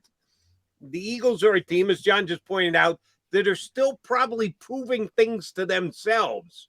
We got a chance to play against the Dak Prescott, the last week of the season, maybe you take that opportunity and go, let's go out there and show that we can beat a good quarterback. But there's a possibility that you may have to play Dak Prescott 7 days later in the first round of the playoffs down in Dallas. So there's a lot of different permutations here. How's Nick Sirianni going to handle the last game of the season if the Eagles already locked into a playoff spot? I think he handles it like this. Jalen, take a seat. It's Minshew time. Fletch, take a seat. Jason Kelsey, sit this one out. I think if you go in a game like this, as much as you would want to give the Dallas Cowboys the best effort and try and knock, because they could be playing for the 1 seed, the 2, 3, whatever they're in. Now, of course, only the 1 gets the bye. So I don't know how much they're going to care 2 or 3. They ought to, because if 1 you should want to beat 2, because if 1 somehow gets knocked off, now 2 is going to host the NFC Championship games. So I think that matters. I think 2, 3, 4 does matter more so than 6 or 7. But I would take the Andy Reid route, and I think a lot of NFL coaches have been doing that lately. Maybe play the guys for a series or 2, but so much wrong can happen. And now you're also dealing with COVID, and the NFL at least reduced the guidelines from 10 days to 5 days yesterday. But if somebody tests on a Wednesday or a Thursday, now they're out because it's still 5 days. So it's a very fluid situation with COVID protocols. You don't want to add injuries to that, but I'm more than certain that the Eagles would take the very conservative approach and sit most of their starters out. You still got to field the team. You still got to play a football game, but I would anticipate they do something like that and say, hey, let's go get the backups out. They're already so banged up at running back. What do you do? It's Kerryon Johnson game, who just got picked back up. That's about all you could do there. You got to preserve Boston Scott and Kenneth Gainwell. So that's going to be interesting. That's another reason why I think it'll be tough on Sunday against Washington, the injury situation at running back. Rob, you mentioned the COVID change, which just happened yesterday afternoon. For those who don't know, Rob covers the league nationally for AP, and check out his AP Pro Football podcast. Obviously it's too early, but when you tap into your sources around the league, how upset are teams like Washington, New Orleans going to be fighting for playoff spots, and at the worst possible time they have these COVID outbreaks, over 20 players? There's been more teams with unvaccinated players, and all of a sudden late in the season with the playoffs looming, looks like even unvaccinated guys are going to be able to get back. Carson Wentz being a perfect example this week, testing positive on Monday. Under the new rules, he should be able to play if he's feeling well on game day. How are leagues and how are teams and organizations going to look at this from a competitive advantage standpoint of what it did against them versus how it's going to help other teams? You know, I spoke to one of those teams or a couple people from one of those teams, and the feeling was that they understand with this COVID situation, it's so fluid, it's constantly changing. You look at the protocols, I believe it's now 3 weeks in a row that I've been dealing with stories on revised, like they constantly are updating and changing. So they couldn't have done this before the CDC issued those guidelines. And for a while there, the NFL had been doing more than the CDC recommended when they were doing testing, right, of players on a weekly basis, because the CDC doesn't even recommend fully vaccinated people don't have to be tested unless there's some symptoms. And the NFL was just doing testing weekly, and they finally reduced that to targeted testing, which is still more than the CDC recommendations. So I think teams feel when it comes to the COVID situation, it's so fluid, it's constantly changing, that although it's kind of not fair that Washington had to go into a game with a Garrett Gilbert, and then you look at the Chargers, who are missing so many important players. I know they lost to a Texans team that was also decimated by COVID-19, but guys weren't, other than Brandon Cooks, it wasn't a big deal for some of those players who were out. And meanwhile, you had star guys on the chart, and all of these different, the Saints on Monday night, everything that they had all of them go through.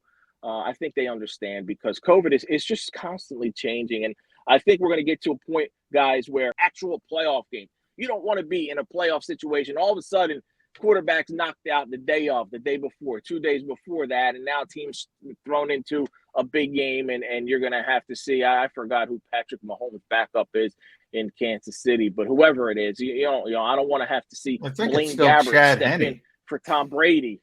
Yeah, Chad Henne in KC, Blaine Gabbert in Tampa, or whoever else it may be anywhere. You don't want to see that, and hopefully it doesn't get to that point. But there's that fear, and I'm starting to question. I think I'm going to do something today on. I heard Nick Sirianni on Monday say how he's going to take extra precautions. I wonder what coaches are going to do above and beyond the league mandates, because I think it would be prudent to go and do different, take measures out of precaution above and beyond what the league is mandating. And under the new protocols that came out yesterday, they can't eat together, masks everywhere, 15 people limited in the weight room, strongly encourage players not to go anywhere on a road trip, strongly encourage, but not forbid it.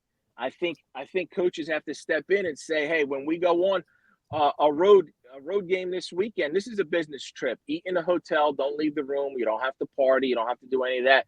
This is something that should be incumbent upon coaches to take upon themselves and decide, if the league's not going to mandate some of these extra necessary steps, let's do it, because we can't go through this the final week of the season into the playoffs.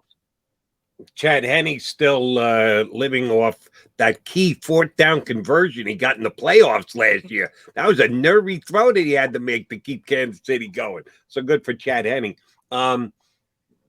Robbie, you're a couple of years younger than both John and myself, but you're a guy who's also been watching football for a pretty long period of time. Because we can tell just by what you said about Madden, this week, the Hall of Fame semifinalists will be cut from 25 down to 15. There are a couple of people with Eagle ties: Eric Allen, Ricky Waters, a guy like Sam Mills. Now, this is probably before your time, going back to the USFL, winning championship with the Stars, and Eddie George, a guy who I met in Philly at a charity thing. He's a Philly local guy, but did his work out of town for both his great college career and his pro career.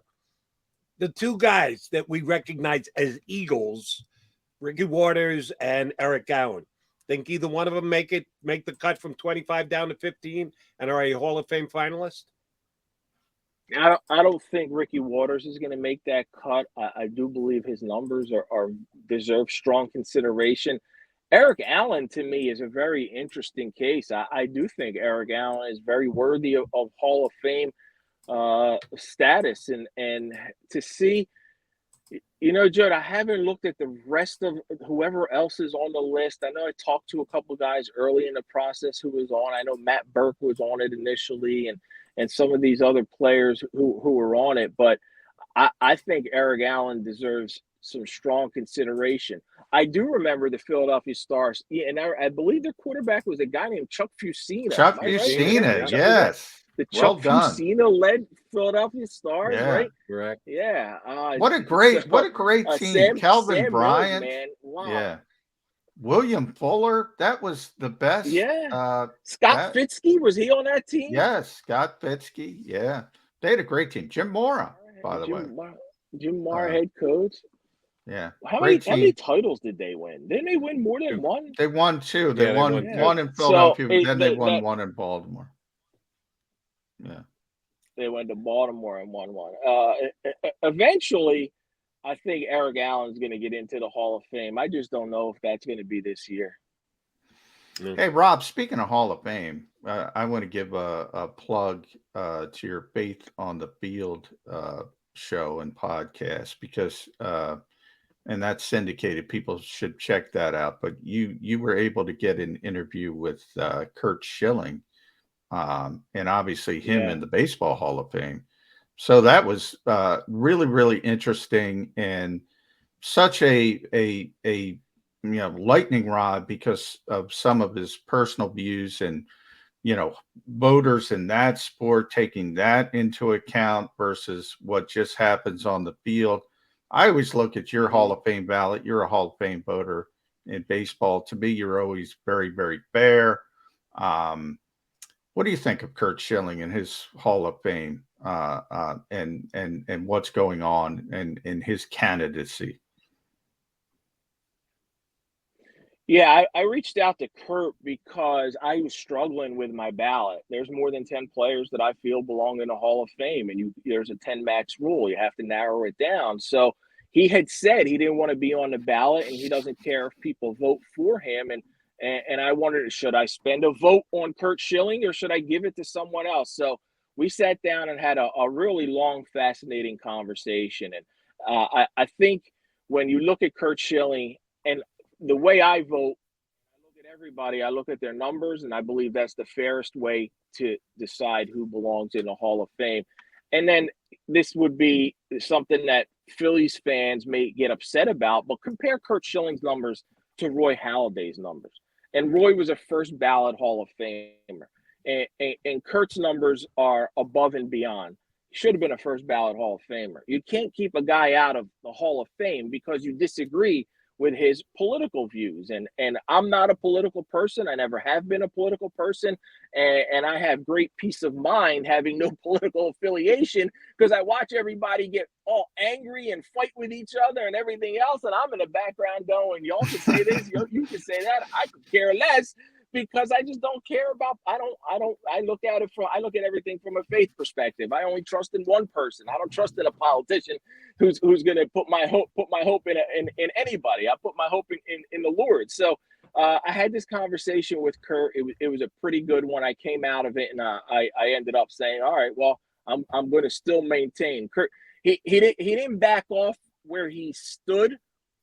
I got the sense that it does matter to him. It does matter to him. And he just belongs in the Hall of Fame. And this is his final year of eligibility. And the same to me for Barry Bonds and Roger Clemens. I'm with you. I shouldn't have to struggle over this ballot and go, oh, well, these guys are still on this damn ballot. They should have been in 5, 6, 7. They should have been in the first time. It's another thing I think is stupid.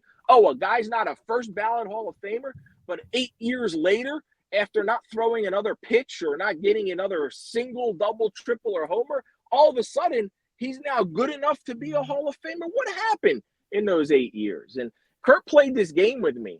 Curt himself didn't think he was a Hall of Famer. He said, if I'm bestowed that honor, I'll accept it. But he played a game with me. And I said, well, what do you want to do? He said, I'm going to give you some names. And he's like, Babe Ruth. I'm like, yes. Mariano Rivera, absolutely. And then he goes, Roy Halladay, and I paused. And it wasn't that I didn't think Roy is, but I just paused for a second. He goes, as soon as you pause about a name, people pause when you say somebody's name. That guy should not be a Hall of Famer in his book of Hall of Fame. And he's like, people pause at my name. They may want to look at the numbers more. And I thought that was interesting, but I thought in his case, he's certainly worthy when you look at it. One of the greatest postseason pitchers, 11-2. 2.34 ERA in 19 postseason starts and helped 3 teams win a World Series. To me, he's a surefire, should have been first ballot Hall of Famer. Okay. Yeah. You and I could debate the cheaters in Major League Baseball going into the Hall of Fame for an hour, but we don't have an hour. So I'm going to drag you back onto the football field. Glad you put your faith in the Lord. Shad Khan put his faith in Urban Meyer. How'd that work out for him? Is Urban Meyer, is he ever going to coach again, any place, anywhere, any level? Probably shouldn't. He's got nothing to gain. If he does come back into football, he'd be best suited for doing some of the TV work that he was doing before that. But he might be driven by the taste of losing and the way things ended in Jacksonville, and he might want to. Right, I don't think he'll get another opportunity in the NFL. That's for sure. He may get an opportunity somewhere with a college program, and that might be an ego-driven thing. But the Jaguars got to make a decision. It's an important decision. I'm glad that they're interviewing Doug Peterson. I'm glad that they're interviewing Byron Leftwich. I saw a list of several names that they're going to be interviewing. So they got a tough decision to make. And I don't know how attractive that job is in Jacksonville. Yeah, you got Trevor Lawrence, but you got an organization that's their losing culture may far outweigh the having Trevor Lawrence as your franchise quarterback. And if I'm a head coach with potential options, whether it's Chicago or Denver or Las Vegas, Jacksonville's got to be last on my list. I think they end up getting a head coach who has no other option. And speaking of head coaches, last one from me, Rob. JG, Shane Steichen. I'm going to put the number at 1 for each. Over, under, do they get a head coaching interview? Oh, I think they get an interview. I don't think they get a job, but I think they both get an interview. And I think we talked about a guy, Brian Johnson, early in the year, and I said I was impressed with him when I saw him do a presentation for the NFL Quarterback Coaching Summit, and I thought that if Jalen Hurts has a big year, he's going to get some credit for it, and he may get some interviews. It may be too soon right now for his name to pop up, but I think he's a guy to keep an eye on, because you kind of noticed that Jalen started to ascend a little bit when Brian Johnson was brought onto the field. Remember, he was up in the booth, and now he was on the field. So I think he's a name who might also at some point get an interview. But Gannon's certainly the one who probably get it first. And I love what he said yesterday about, hey, I'm in the moment, and Sirianni made it clear he's not going to prevent anybody from taking interviews, but that's something you needed to be prepared for before the season. Get your binder, get whatever it is you want to bring on a coaching interview. Make sure you know what you're going to do, what you're going to say. Tweak it during the season, but don't be preparing for an interview 3 days before an important football game. You should have had that figured out already. Rob, last thing, just doubling back. You think the Eagles are going to win against Washington this week, but a hard-fought game that will be decided in the last couple of minutes is the way you see it, a couple days out? Yeah, a couple days out, Jody. I think it's going to be a struggle. I really do. It wouldn't shock me if they lose this game, but I think when it all's said and done, they find a way to pull this one out. I think they're the better football team than Washington, but I just think it's going to be a struggle. I think all the other pieces are going to fall into place for them. San Francisco should beat Houston, and Minnesota should lose to Green Bay, but I think the Eagles are going to have a tough time with Washington, but ultimately get the job done and then lock up that playoff spot this week, which is something that I think should be applauded tremendously, because we didn't see this coming at 2-5. We didn't see this coming when everybody wanted Nick Sirianni fired because he made a flower analogy, and here they are. And I believe he deserves strong consideration, guys, for Coach of the Year. Wow, my man deserves serious consideration for Coach of the Year to take this squad and put them in the playoffs. Now, there's other candidates for sure, but I think Nick's going to get some votes, and he should get some votes. Maaddi, man, always great stuff. Appreciate it whenever you come on.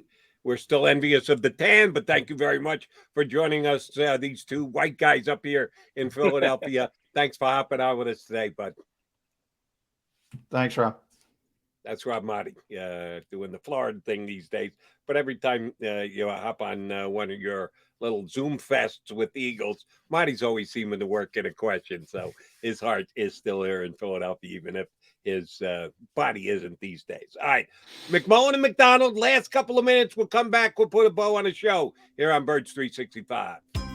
This is Joe Krause of Krause's Coats, inviting you to donate a slightly worn coat or jacket and help veterans stay warm this winter. Go to Krause's Coats on Facebook to help those who've served. Have a happy holiday.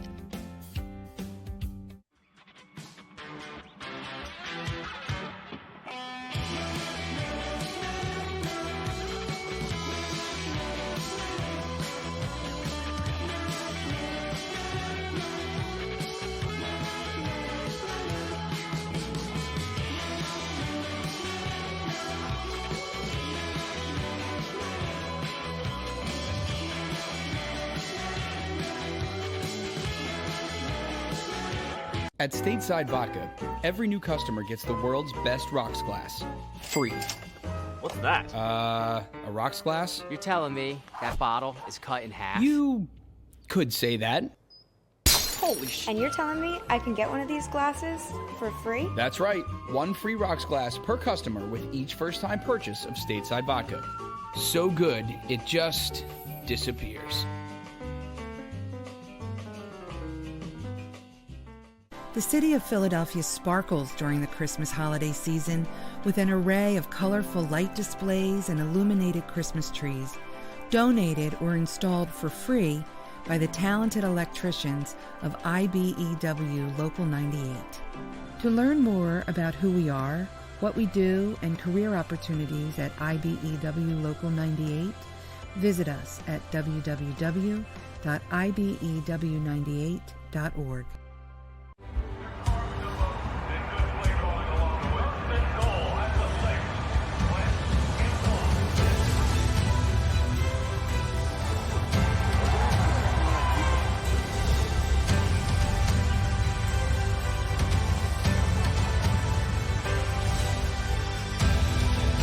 Field of life, First Trust Bank is there for you.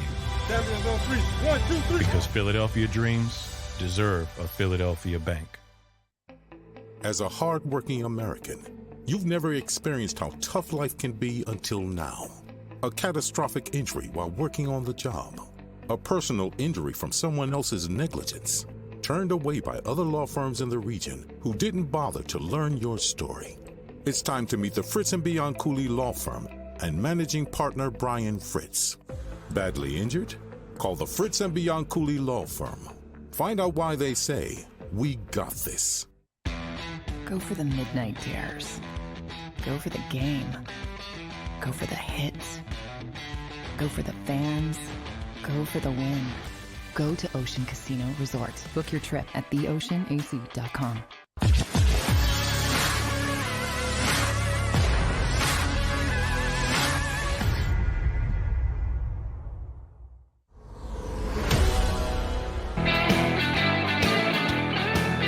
All right, this is not only the final segment of our show today here on Birds 365, final segment of the week. The entire JAKIB Media YouTube channel is going to be off for the new year, both Thursday and Friday with live programming.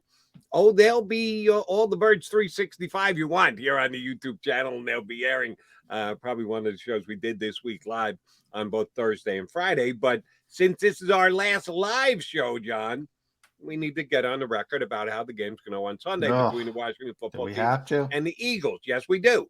Now, usually when we do it on Fridays, you already made your selection and you can see it in Philly voice.